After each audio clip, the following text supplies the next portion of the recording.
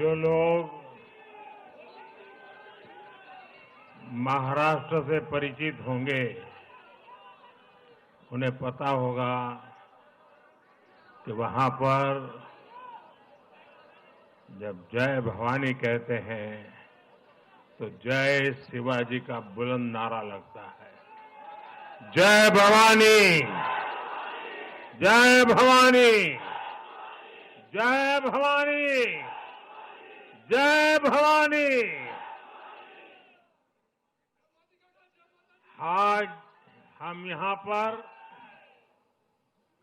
एक और ऐतिहासिक महाविजय का उत्सव मनाने के लिए इकट्ठे हुए हैं। आज महाराष्ट्र में विकासवाद की जीत हुई है। महाराष्ट्र में सुशासन की जीत हुई है। महाराष्ट्र में सच्चे सामाजिक न्याय की विजय हुई है। और साथियों, आज महाराष्ट्र में झूठ, छल, फरेब बुरी तरह हारा है।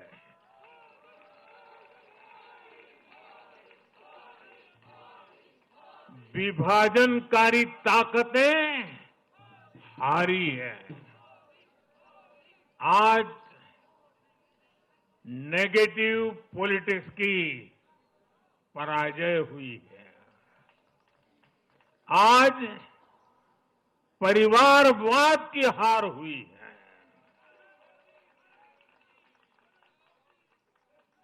आज महाराष्ट्र ने विकसित भारत के संकल्प को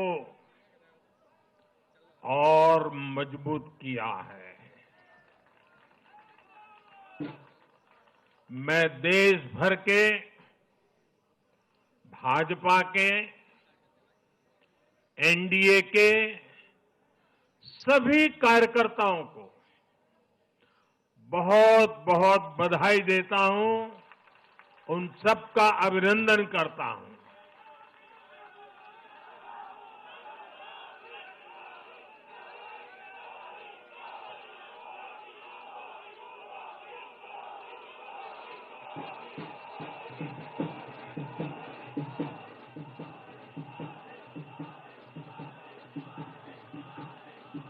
मैं श्री एकनाथ शिंदे जी, मेरे परम मित्र देवेंद्र फडणवीस जी,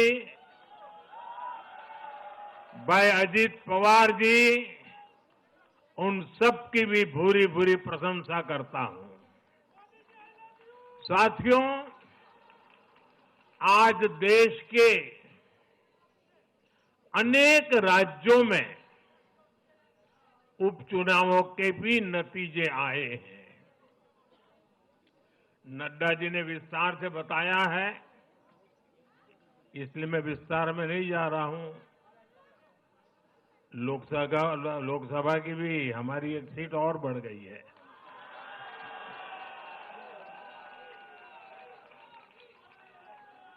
यूपी, उत्तराखंड और राजस्थान ने भाजपा को जमकर समर्थन दिया है। असम के लोगों ने भाजपा पर फिर एक बार भरोसा जताया है। मध्य प्रदेश में भी हमें सफलता मिली है।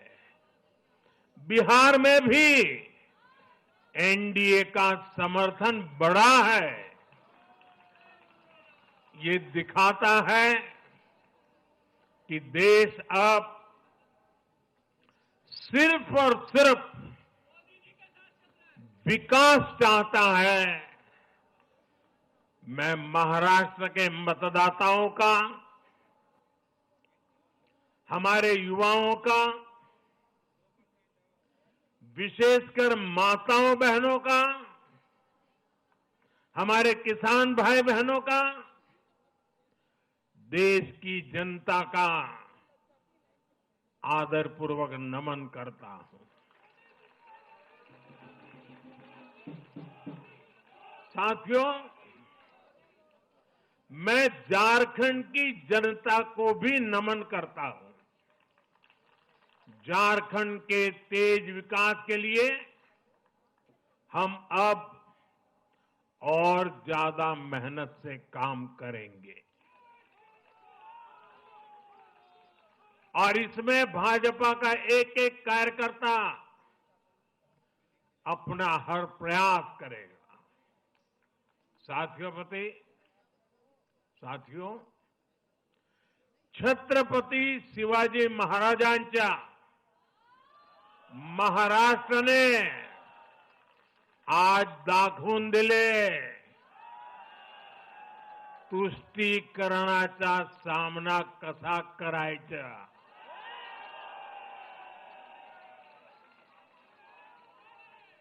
छत्रपती शिवाजी महाराज,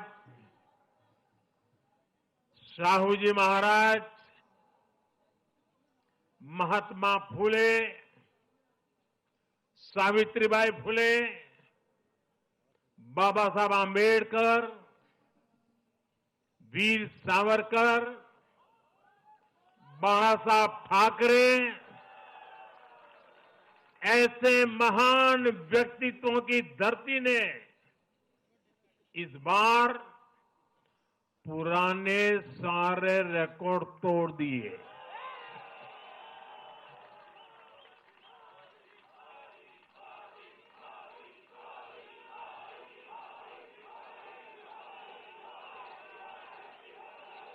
और साथियों, बीते 50 साल में किसी भी पार्टी या किसी भी प्री पोल अलायंस के लिए ये सबसे बड़ी जीत है। 50 साल के बाद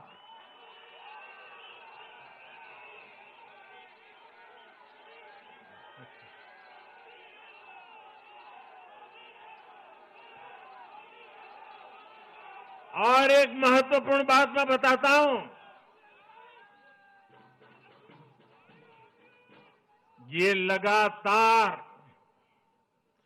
तीसरी बार है जब भाजपा के नेतृत्व में किसी गठबंधन को लगातार महाराष्ट्र ने आशीर्वाद दिए हैं, विजयी बनाया है। और ये लगातार तीसरी बार है जब भाजपा महाराष्ट्र में सबसे बड़ी पार्टी बनकर उभरी है।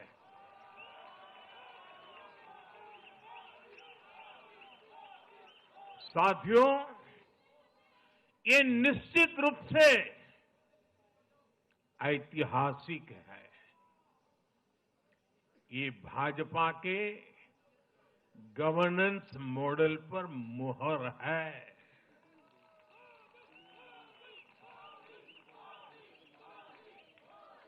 अकेले भाजपा को ही कांग्रेस और उसके सभी सहयोगियों से कहीं अधिक सीटें महाराष्ट्र के लोगों ने दी है। ये दिखाता है कि जब सुशासन की बात आती है तो देश सिर्फ और सिर्फ भाजपा पर और एनडीए पर भरोसा करता है।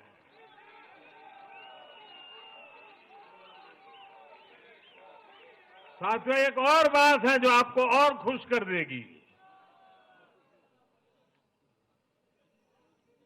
महाराष्ट्र देश का छठा राज्य है जिसने भाजपा को लगातार 3 बार जनादेश दिया है।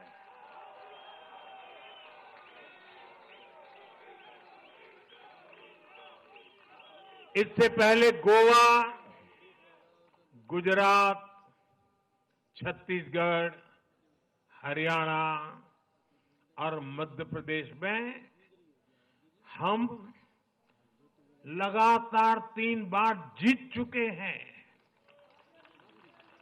और बिहार में भी एनडीए को 3 बार से ज्यादा बार लगातार जनादेश मिला है और 60 साल के बाद आपने मुझे तीसरी बार मौका दिया, ये तो है ही है।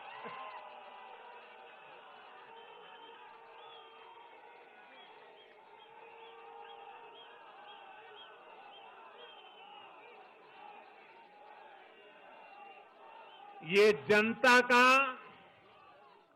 हमारे सुशासन के मॉडल पर विश्वास है और इस विश्वास को बनाए रखने में हम कोई कोर कसर बाकी नहीं रखेंगे।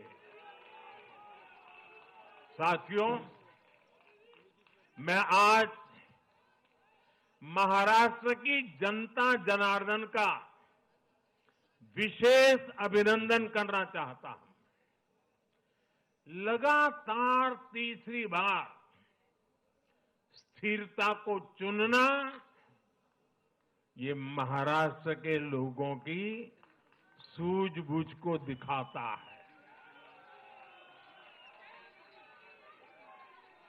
हां, बीच में जैसा अभी नड्डा जी ने विस्तार से कहा था, कुछ लोगों ने धोखा करके अस्थिरता पैदा करने की कोशिश की, लेकिन महाराष्ट्र ने उनको नकार दिया है और उस पाप की सजा मौका मिलते ही दे दी है।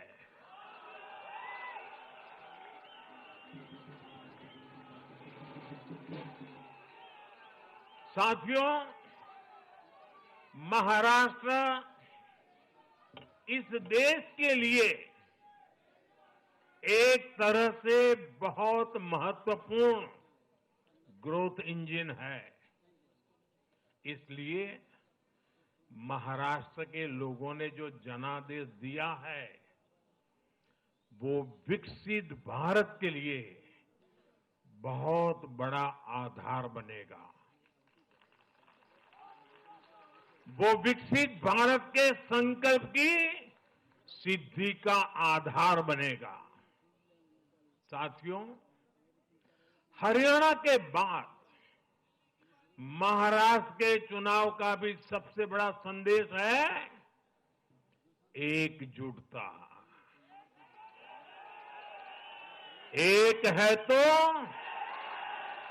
एक है तो एक है तो ये आज देश का महामंत्र बन चुका है। कांग्रेस और उसके इकोसिस्टम, उन्होंने सोचा था कि संविधान के नाम पर झूठ बोलकर, आरक्षण के नाम पर झूठ बोलकर एससी, एसटी, ओबीसी को छोटे छोटे समूह में बांट देंगे। वो सोचते थे सब बिखर जाएंगे। कांग्रेस और उसके साथियों की साजिश को महाराष्ट्र ने सिरे से खारिज कर दिया है। महाराष्ट्र ने डंके की चोट पर कहा है, एक है तो एक है तो एक है तो सेफ है के भाव ने जाति, धर्म, भाषा और क्षेत्र के नाम पर लड़ाने वालों को सबक सिखाया है, सजा की है।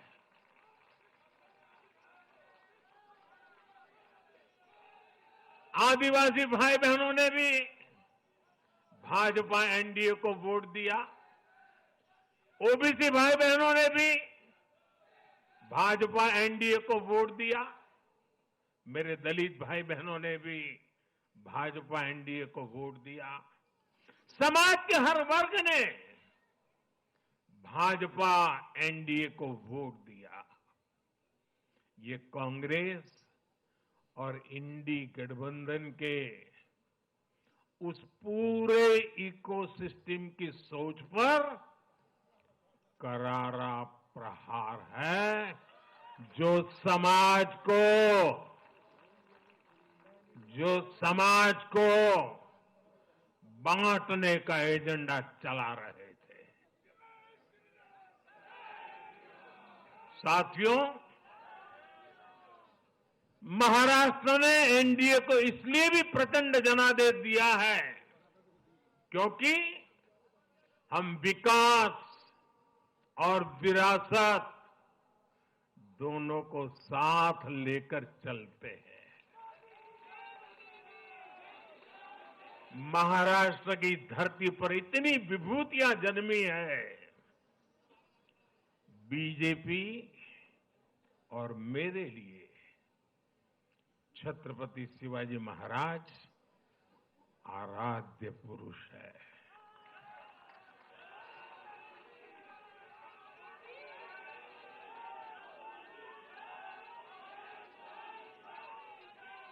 धर्मवीर छत्रपति संभाजी महाराज हमारी प्रेरणा है।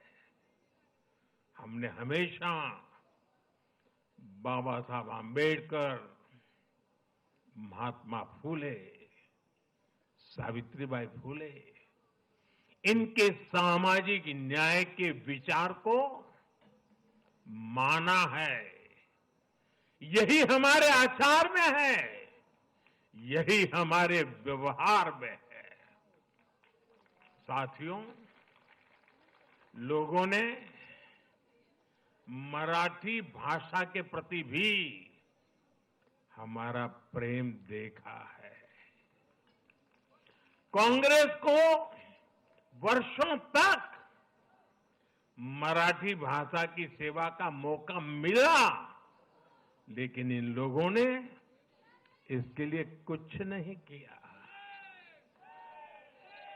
हमारी सरकार ने मराठी को क्लासिकल लैंग्वेज का दर्जा दिया। मातृभाषा का सम्मान, संस्कृतियों का सम्मान और इतिहास का सम्मान हमारे संस्कार में है, हमारे स्वभाव में है।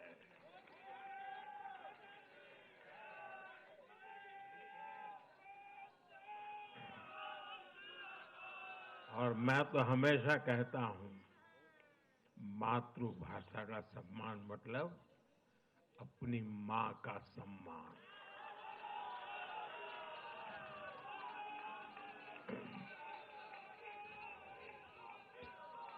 और इसलिए मैंने विकसित भारत के निर्माण के लिए लाल किले की प्राचीर से पंच प्राणों की बात की। हमने इसमें विरासत पर गर्व को भी शामिल किया। जब भारत विकास भी और विरासत भी इसका संकल्प लेता है तो पूरी दुनिया इसे देखती है। आज विश्व हमारी संस्कृति का सम्मान करता है। क्यों? क्योंकि हम इसका सम्मान करते हैं। अब अगले 5 साल में महाराष्ट्र विकास भी विरासत भी के इसी मंत्र के साथ तेज गति से आगे बढ़ेगा। साथियों, इंडी वाले देश के बदले मिजाज को नहीं समझ पा रहे हैं।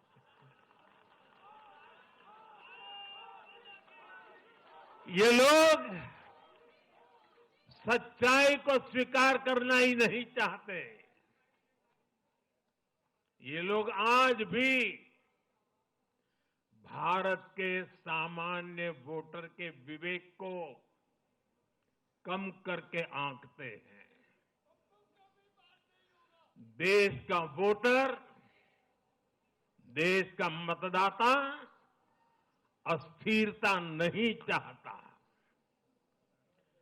देश का वोटर नेशन फर्स्ट की भावना के साथ है। जो कुर्सी फर्स्ट का सपना देखते हैं, उन्हें देश का वोटर पसंद नहीं करता। साथियों, देश के हर राज्य का वोटर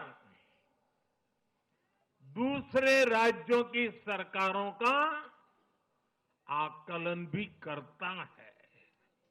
वो देखता है कि जो एक राज्य में बड़े बड़े प्रॉमिस करते हैं, उनकी परफॉर्मेंस दूसरे राज्य में कैसी है।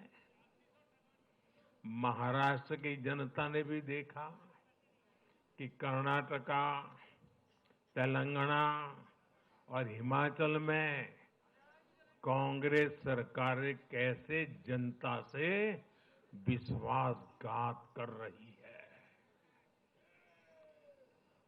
ये आपको पंजाब में भी देखने को मिलेगा।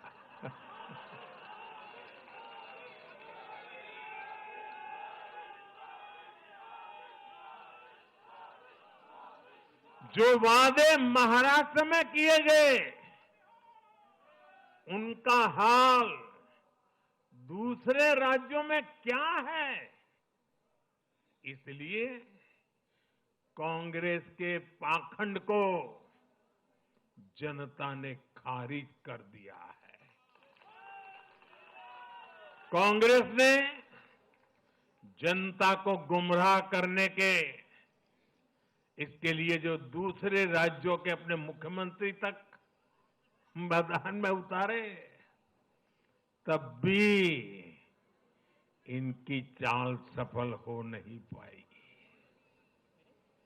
इनके ना तो झूठे वादे चले और ना ही खतरनाक एजेंडा चला।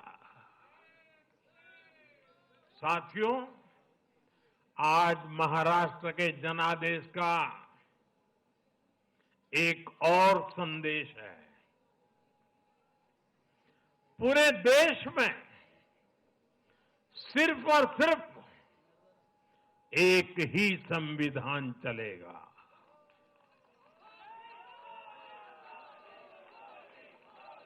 वो संविधान है बाबा साहब आम्बेडकर का संविधान, भारत का संविधान।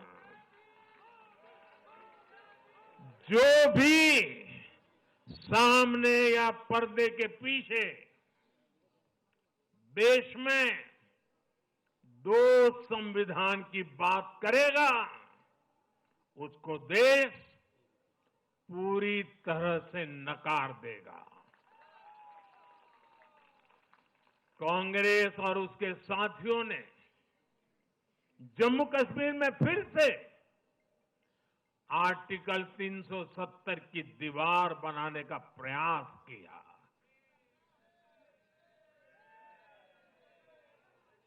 वो संविधान का भी अपमान है। महाराष्ट्र ने उनको साफ साफ बता दिया कि ये नहीं चलेगा। अब दुनिया की कोई भी ताकत, और मैं कांग्रेस वालों को कहता हूं, कान खोल के सुन लो,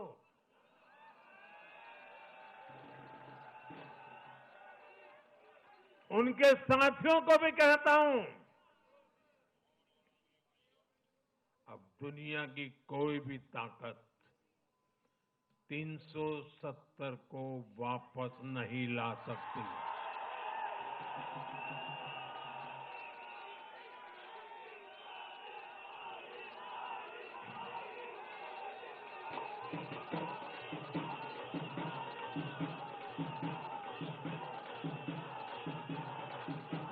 साथियों, महाराष्ट्र के इस चुनाव ने इंडी वालों का या गाड़ी वालों का दो मुहा चेहरा भी देश के सामने खोल करके रख दिया है।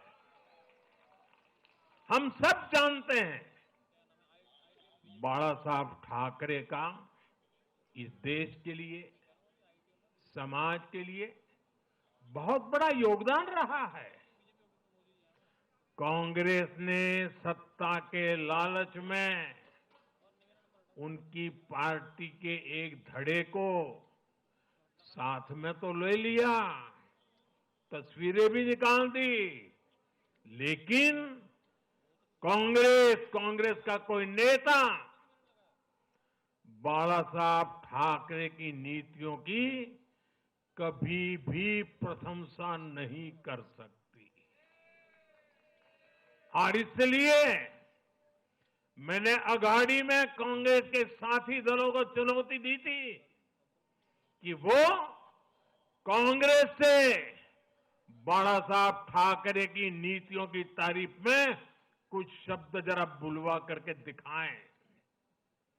आज तक वो ये नहीं कर पाए हैं। मैंने दूसरी चुनौती वीर सावरकर जी को लेकर के दी थी। कांग्रेस के नेतृत्व ने लगातार पूरे देश में वीर सावरकर का अपमान किया है, उन्हें गालियां दी है। महाराष्ट्र में वोट पाने के लिए इन लोगों ने टेम्पररी वीर सावरकर जी को जरा टेम्पररी गाली देना उन्होंने बंद किया है। लेकिन वीर सावरकर के तप त्याग के लिए उनके मुंह से एक बार भी सत्य नहीं निकला, और यही इनका दो मुहापन है। ये दिखाता है कि उनकी बातों में कोई दम नहीं है। उनका मकसद सिर्फ और सिर्फ वीर सावरकर को बदनाम करना है। साथियों, भारत की राजनीति में अब कांग्रेस पार्टी परजीवी बनकर रह गई है।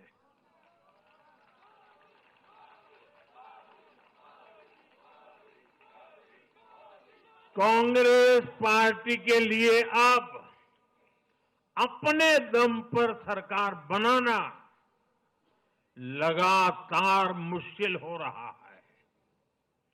हाल ही के चुनावों में जैसे आंध्र प्रदेश, अरुणाचल प्रदेश, सिक्किम, हरियाणा और आज महाराष्ट्र में उनका सुपड़ा साफ हो गया।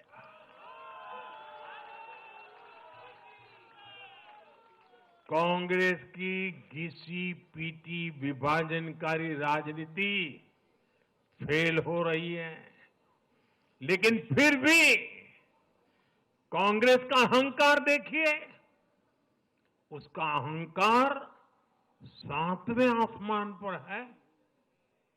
सच्चाई ये है कि कांग्रेस अब एक परजीवी पार्टी बन चुकी है। कांग्रेस सिर्फ अपनी ही नहीं बल्कि अपने साथियों की नाव को भी डुबो देती है। आज महाराष्ट्र में भी हमने यही देखा है। महाराष्ट्र में कांग्रेस और उसके गठबंधन ने महाराष्ट्र की हर 5 में से 4 सीट हार गई।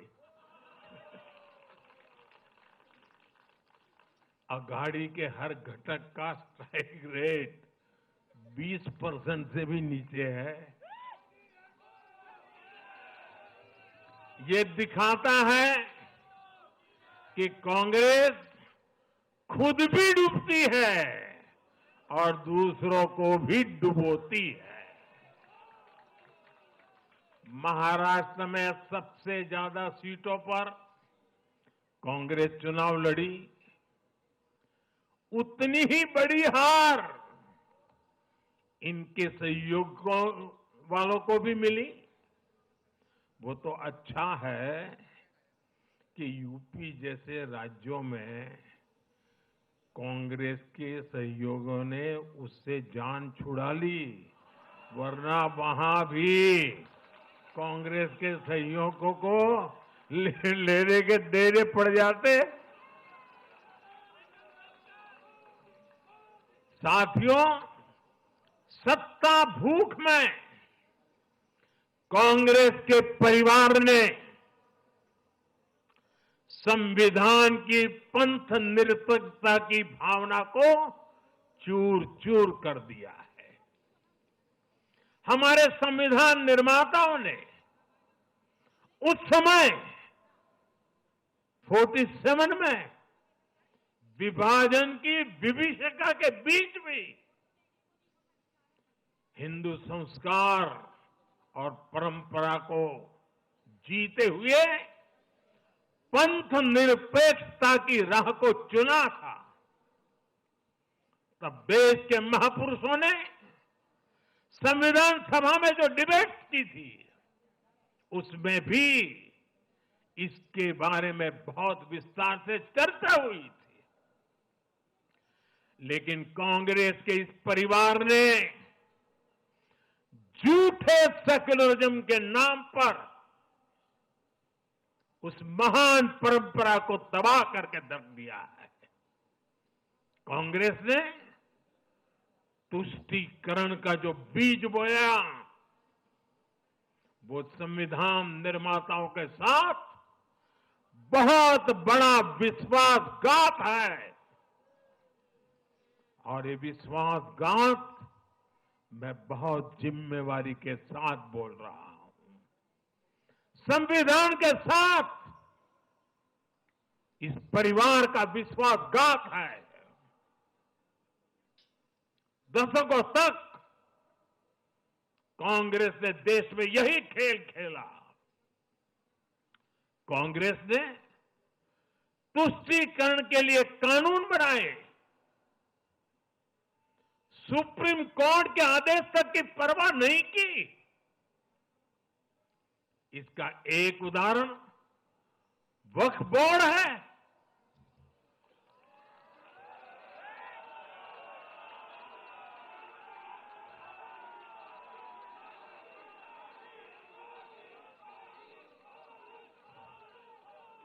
दिल्ली के लोग तो चौंक जाएंगे।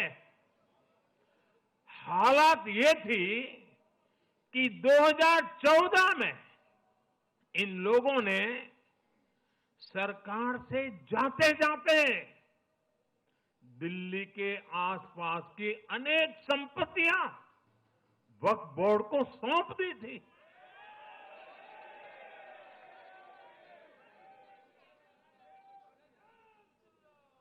बाबा साहब आंबेडकर जी ने जो संविधान हमें दिया है ना, जिस संविधान की रक्षा के लिए हम प्रतिबद्ध है, संविधान में वक्फ कानून का कोई स्थान ही नहीं है। लेकिन फिर भी कांग्रेस ने तुष्टीकरण के लिए वक्फ बोर्ड जैसी व्यवस्था पैदा कर दी। ये इसलिए किया गया ताकि कांग्रेस के परिवार का वोट बैंक बढ़ सके। सच्ची पंथ निरपेक्षता को कांग्रेस ने एक तरह से मृत्यु दंड देने की कोशिश की है।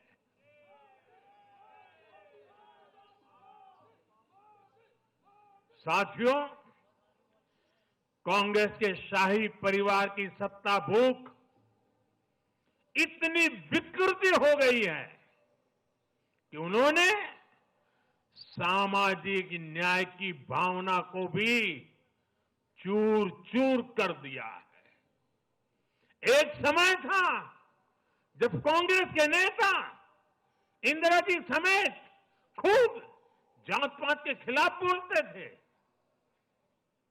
पब्लिकली लोगों को समझाते थे, एडवर्टाइजमेंट छापते थे। लेकिन आज यही कांग्रेस और कांग्रेस का एक परिवार खुद की सत्ता भूख को शांत करने के लिए जातिवाद का जहर फैला रहा है। इन लोगों ने सामाजिक न्याय का गला घोंट दिया है। साथियों, एक परिवार की सत्ता भूख इतने चरम पर है कि उन्होंने खुद की पार्टी को ही खा लिया है।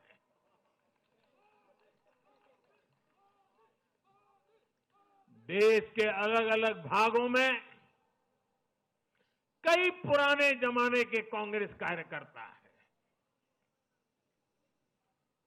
पुरानी पीढ़ी के लोग हैं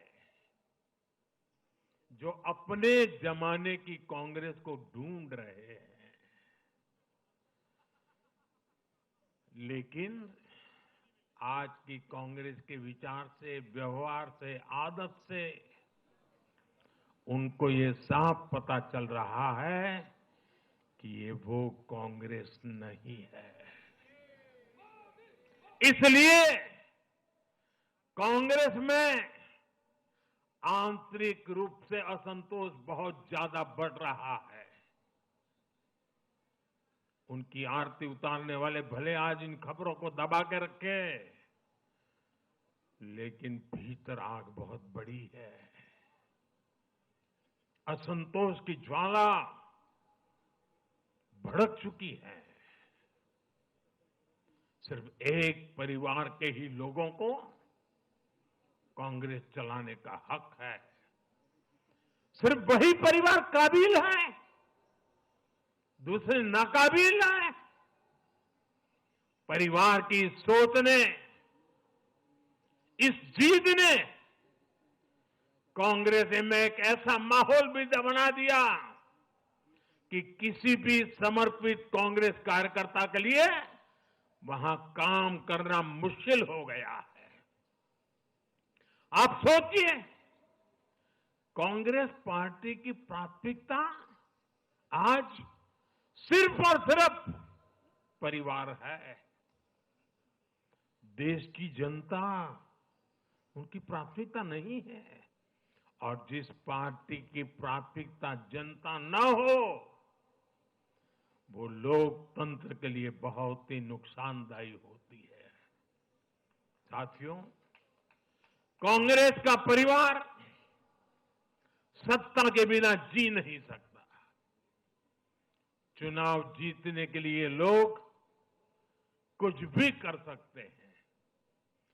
दक्षिण में जाकर उत्तर को गाली देना, उत्तर में जाकर के दक्षिण को गाली देना, और विदेश में जाकर देश को गाली देना।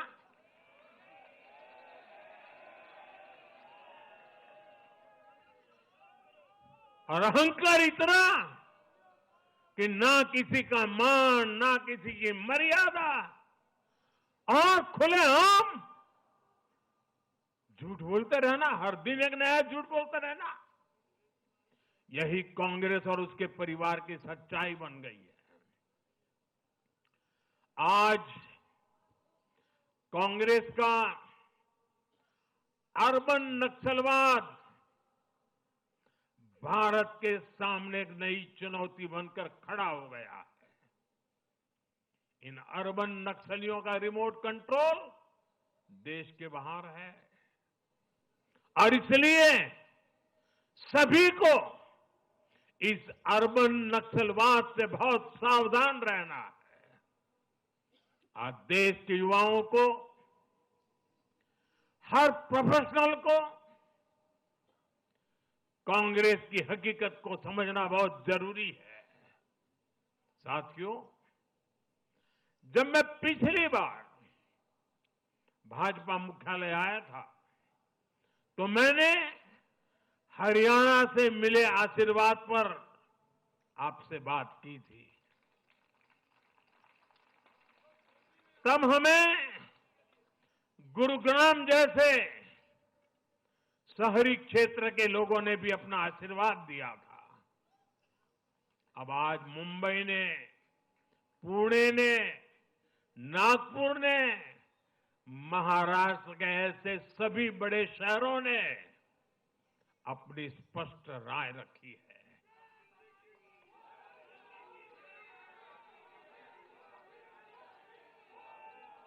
शहरी क्षेत्रों के गरीब हो, शहरी क्षेत्रों के मिडिल क्लास हो, हर किसी ने भाजपा का समर्थन किया है और एक स्पष्ट संदेश दिया है। यह संदेश है आधुनिक भारत का, विश्व स्तरीय शहरों का। हमारे महानगरों ने विकास को चुना है, आधुनिक इंफ्रास्ट्रक्चर को चुना है और सबसे बड़ी बात, उन्होंने विकास में रोड़े अटकाने वाली राजनीति को नकार दिया है। आज बीजेपी हमारे शहरों में ग्लोबल स्टैंडर्ड के इंफ्रास्ट्रक्चर बनाने के लिए लगातार काम कर रही है। चाहे मेट्रो नेटवर्क का विस्तार हो, आधुनिक इलेक्ट्रिक बसें हो, कोस्टल रोड और समृद्धि महामार्ग जैसे शानदार प्रोजेक्ट हो, एयरपोर्ट का आधुनिकीकरण हो, शहरों को स्वच्छ बनाने की मुहिम हो, इन सभी पर बीजेपी का बहुत ज्यादा जोर है। आज का शहरी भारत ईज ऑफ लिविंग चाहता है और इन सब के लिए उसका भरोसा बीजेपी पर है, एनडीए पर है। साथियों, आज बीजेपी देश के युवाओं को नए नए सेक्टर्स में अवसर देने का प्रयास कर रही है। हमारी नई पीढ़ी इनोवेशन और स्टार्टअप के लिए माहौल चाहती है। बीजेपी से ध्यान में रखकर नीतियां बना रही है, निर्णय ले रही है। हमारा मानना है कि भारत के शहर विकास के इंजन है। शहरी विकास से गांवों को भी ताकत मिलती है। आधुनिक शहर नए अवसर पैदा करते हैं। हमारा लक्ष्य है कि हमारे शहर दुनिया के सर्वश्रेष्ठ शहरों की श्रेणी में आए और बीजेपी एनडीए सरकारें इसी लक्ष्य के साथ काम कर रही है। साथियों, मैंने लाल किले से कहा था कि मैं 1 लाख ऐसे युवाओं को राजनीति में लाना चाहता हूं जिनके परिवार का राजनीति से कोई संबंध नहीं। आज एनडीए के अनेक ऐसे उम्मीदवारों को मतदाताओं ने समर्थन दिया है। मैं इसे बहुत शुभ संकेत मानता हूं। साथियों, अरे चुनाव आएंगे जाएंगे,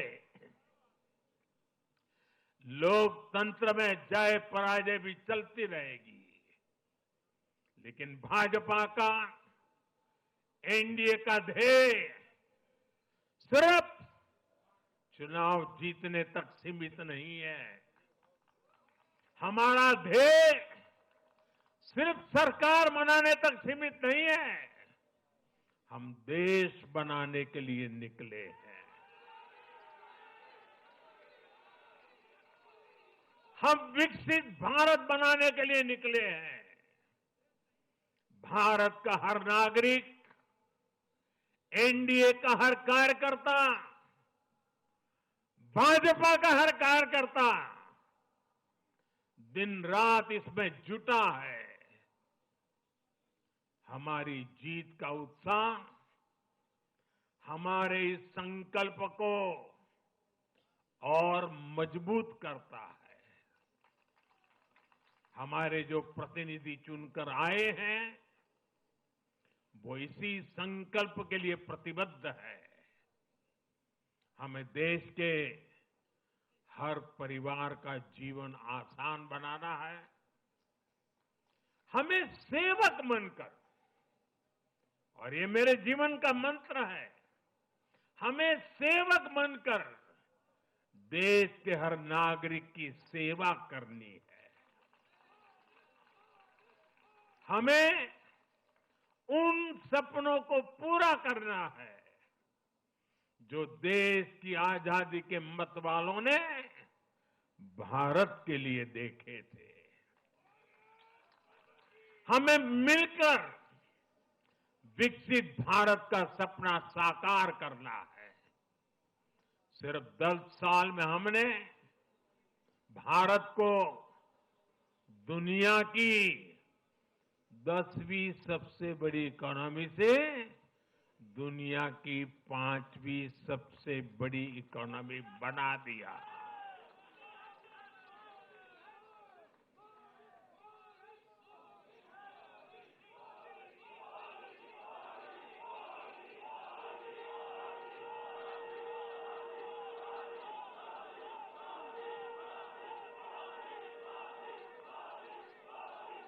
किसी को भी लगता, अरे मोदी जी 10 में से 5 पर पहुंच गए, अब तो बैठो आराम से। आराम से बैठने के लिए मैं पैदा नहीं हुआ।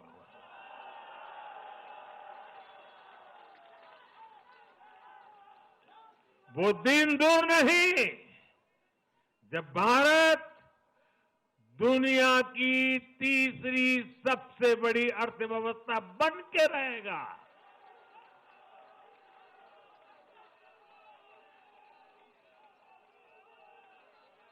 हम मिलकर आगे बढ़ेंगे, एकजुट होकर आगे बढ़ेंगे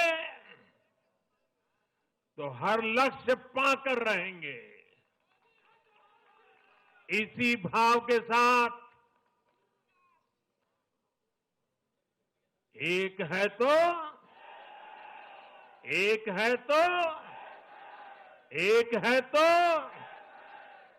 मैं एक बार फिर आप सभी को बहुत बहुत बधाई देता हूं। देशवासियों को बधाई देता हूं। महाराष्ट्र के लोगों को विशेष बधाई देता हूं। मेरे साथ बोलिए, भारत माता की, भारत माता की, भारत माता की, भारत माता की, भारत माता की। वंदे वंदे वंदे वंदे वंदे वंदे वंदे वंदे। बहुत बहुत धन्यवाद।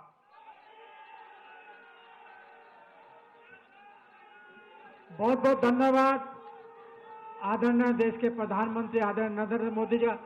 सब ताली बजा के अभिनंदन करेंगे, ताली बजा के अभिनंदन करेंगे। मोदी मोदी मोदी मोदी मोदी मोदी।